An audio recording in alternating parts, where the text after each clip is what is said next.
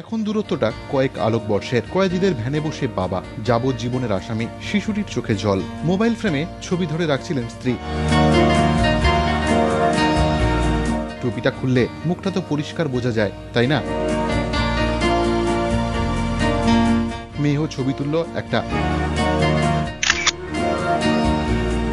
হ্যাঁ, একটা সুযোগ। খোলা আকাশের নিচে একদিনের মুক্তি পেয়ে গেলেন জেলখানার কয়েদিরা। সৌজন্যে ফুটবল। এদের মধ্যে 18 জন আবার যাবজ্জীবন কারাদণ্ডিত। কেউ খুন, কেউ ধর্ষণ, কেউ বা কেপ মারে দণ্ডিত।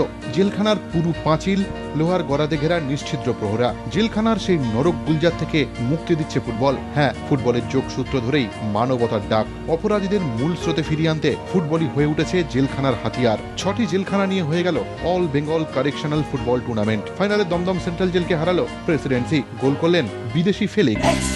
এটা তো টাইম সাপেক্ষে আছে। লোকটা যখন ফেরত যাবে সোসাইটির মধ্যে, আর আমার কাছে যদি ফেরত না আসে সেকেন্ড টাইম, তখন আমি বলতে পারি যে লোকটা কারেক্টেড হয়ে গেছে। হ্যাঁ, বিদেশি ফেলিক্স। পাসপোর্ট সমস্যায় এখন জেলে। মাঠে তখন ছিলেন ওপারা। ফেন্সিং এর দুপারে দুজন।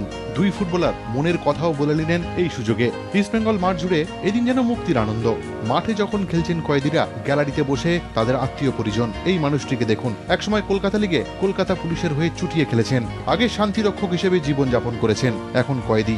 নাম পীযূষ। প্রাক্তন ফুটবলার এখন কয়েদির জীবন কাটাচ্ছেন। আজ তার কাছেও যেন মুক্তির দিন, কারণ প্রিয় ফুটবলে যে মুক্তি দিল শেষ পর্যন্ত।